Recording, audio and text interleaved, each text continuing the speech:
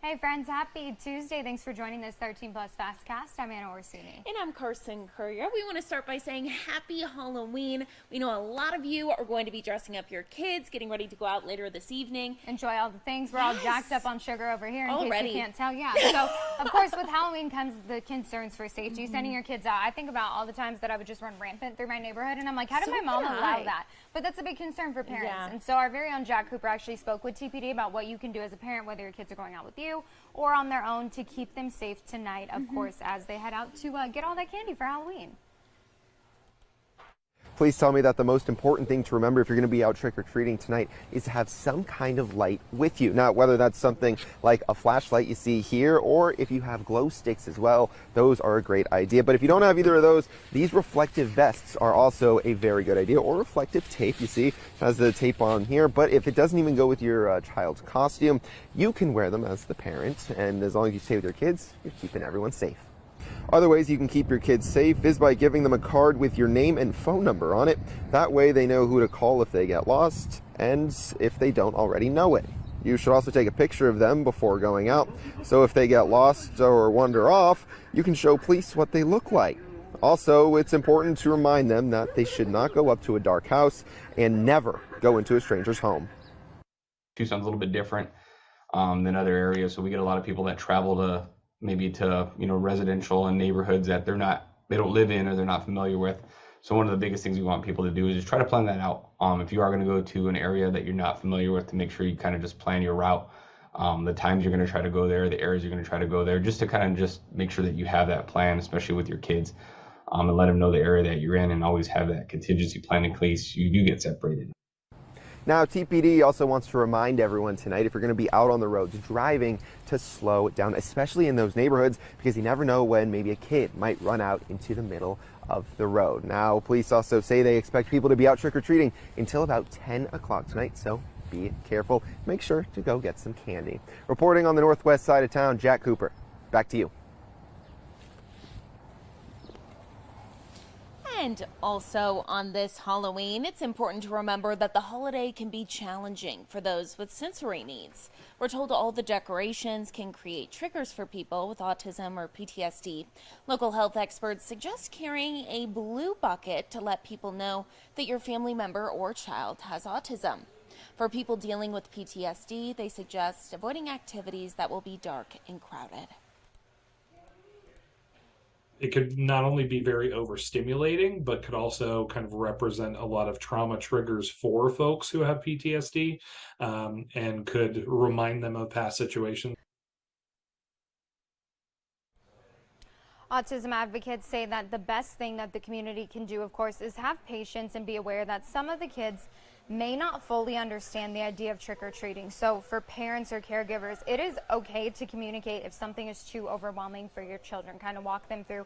And just for people tonight, if you're passing out candy, be extra aware of that. If people maybe do need a little more assistance or patience, it's important to remember that Halloween is a holiday that everybody should be able to enjoy and to celebrate safely. And one of those people celebrating is our very own Allie Potter, dressed as a cat. Oh, well, it's an alley cat. Oh, that's I was like alley cat. Here we are. Right. Happy Halloween. It's okay. We do love it. We can't really dress up, right? So it's just something that's subtle, but then does make a statement. Yeah, very true. Yeah. And here we are in orange. That's we doing pumpkins. Doing the pumpkins. bare minimum. Carson. You guys look great. No, you can only do so much, right? I will say, though, our forecast for today is not too bad at all for our daytime highs. A little chilly, though, this morning. This evening, it is going to be a little bit on the cold side. So let's take a look exactly at our forecast for today. 76 degrees for our forecasted highs. Gusty winds, though, so if you are a witch today, you might blow away a little bit. Those gusts up to 40 miles per hour. 65 if you're in Sierra Vista. Not too breezy, though, over there. 74 for you in Nogales with gusts up to 30 miles an hour. 63 if you were in the Douglas area with 35 miles an hour. So my little mummy friend is going to help give the forecast for this evening if you're out taking part in some trick-or-treating festivities. 69 degrees by that 6 o'clock hour. By 8, 61. By 10 o'clock this evening, 57 degrees. Those gusty winds, like I said, are really going to start to pick up.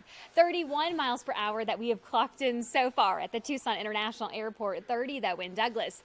26 for San Manuel. Nogales, 24. Let's time out those gusty winds, shall we?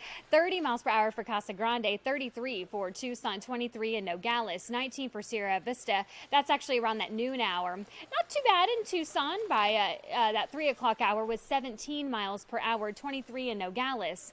And then really picking up, though, with our overnights. In fact, this is all because of this trough, that's bringing us these cooler temperatures, along with these gusty winds. That ridge of high pressure will once again warm us right back up, though, around Thursday. Temp-wise right now, not too bad. On the chilly side, though, 66 degrees in Tucson, 54 if you're in Safford, 59 for Benson, 53 for our friends down in Bisbee. Our radar is dry. Guess what, folks? Tonight, Slaughterhouse. Head on over there by 8 o'clock, though, that 59-degree mark, and then 55 by midnight. World Series Game 4. Go Rangers. I know I'm the enemy, but, folks are calling me that, but that's okay. Hey, we are all about fun, right? So if you are a Diamondbacks fan, that's okay. We could still be friends. 77 degrees by 5 o'clock. That's when first pitch is. But I'm all about rooting for your home team, right? So if you've been a Diamondbacks fan, I'm all about it. 68 degrees, though, by 9 o'clock this evening. Your 7-day forecast, not too bad. Still sticking with the 70s just for today. The 80s, though, do make a comeback starting on Wednesday. We will see some breezy conditions once again tomorrow. But keep in mind those overnights, though. We are on the cool side. So, Allie, for costumes like this one, let's have you scooch in a little bit. when we're looking at our forecast, windy and breezy, are our friends like this gonna blow over? I know. That's what I'm How does it? Right, exactly. I mean, 40 miles per hour, right? Yeah. So it's like, let's see. Might be on the other side of town at that point. All the way down in Green Valley. Yeah, you can just hit all the neighborhoods. Right? The best part is about this, though, folks at home. I don't we know who it is. You can't even tell who it is. That's what I heard a chuckle. So if I you have want a feeling to I know who it follow is. the Halloween safety tonight, take a picture of your kid before they get in it, because you'll have no idea which one they are. So there's a tip.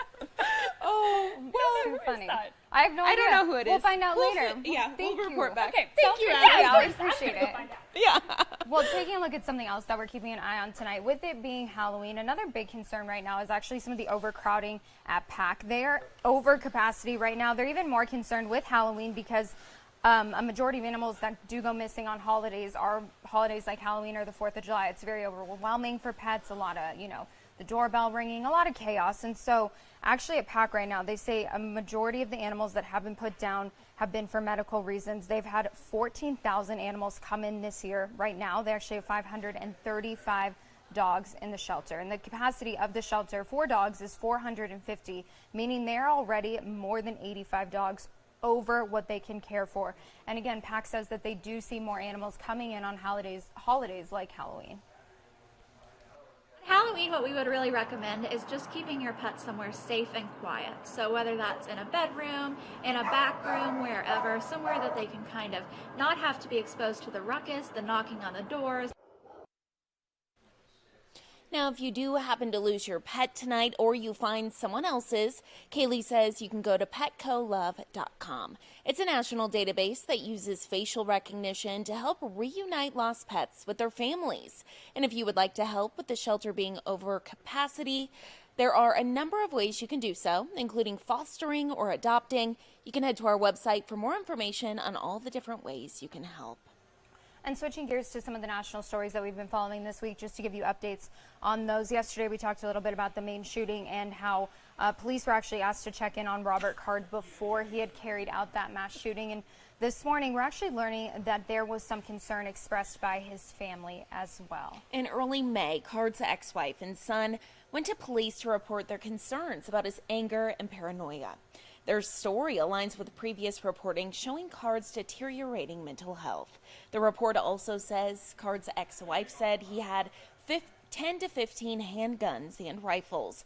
When police spoke to the U.S. Army Reserve Command, they too said they were worried, saying Card was showing paranoia and anger. The local sheriff's office says that they did follow up on these reports. They were also told by Robert Card's brother that he no longer had access to any of those guns. In a statement, the sheriff said, quote, "My office will evaluate our policies and procedures for how we conduct wellness checks with the goal of making any improvements that are in the interest of public safety while balancing the rights of individuals. Our hearts are breaking for the families and the friends of the people who were killed and injured." Something else we're, of course, keeping an eye on today, another big story, the war between Hamas and Israel. Secretary of State Antony Blinken's testimony on Capitol Hill was actually interrupted multiple times this morning by people who are protesting that war. He appeared before the Senate Appropriations Committee, making the case for billions of dollars in supplemental funding to support Israel and Ukraine. But during his remarks, Blinken was repeatedly interrupted by protesters who were calling for a ceasefire in Gaza. Other protesters sat with their hands in the air. They were painted red.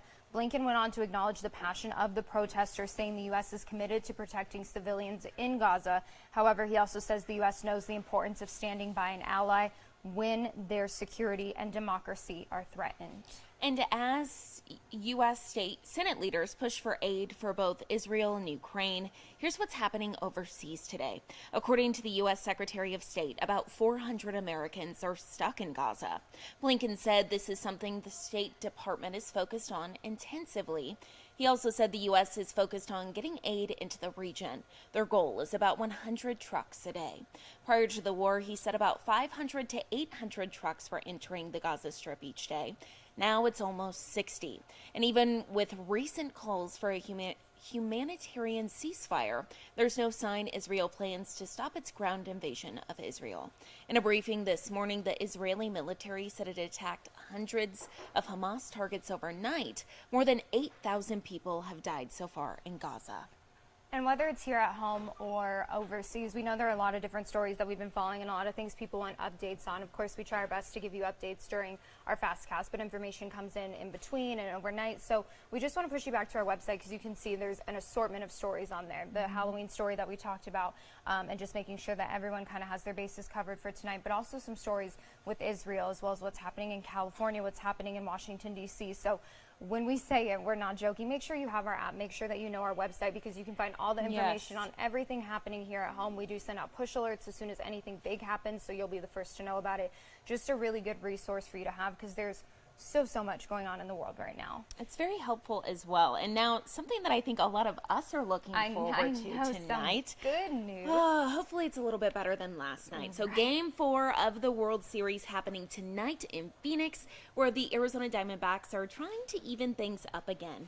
They are facing the Texas Rangers, of course. Now the Rangers pulling out a 3-1 win in Game 3. They lead the series 2-1 this morning. First pitch tonight to our north is just after 5. And our very own Sean Mahoney, he's going to be there in Phoenix, kind of breaking down what's happening, the latest there, giving us a look at the action happening in Phoenix, and talking a little bit about how a lot of us here in Tucson kind of making the trip up north, even if you can't make it to the game. Yeah, I mean, if we didn't have to be up when we do in the morning, I'm sure both of us would be up there. But yeah, just a really cool thing, kind of bringing Arizona together. Hoping to tie up that series tonight, get it 2-2. And then, have a chance to take home that World Series title. But a very exciting thing happening with a lot of bad in the world. There's a lot of good, too, here at home. Exactly. Seeing people come together, and truthfully, too, I saw those margaritas that they're serving at Chase Field. If you're going, get you they one have some of those. new ones, too, for the World Series. And they're really pretty. So if you're heading up there tonight, drive safe. Have fun. That's the most important thing. And, enjoy this moment because it hasn't happened since 2001.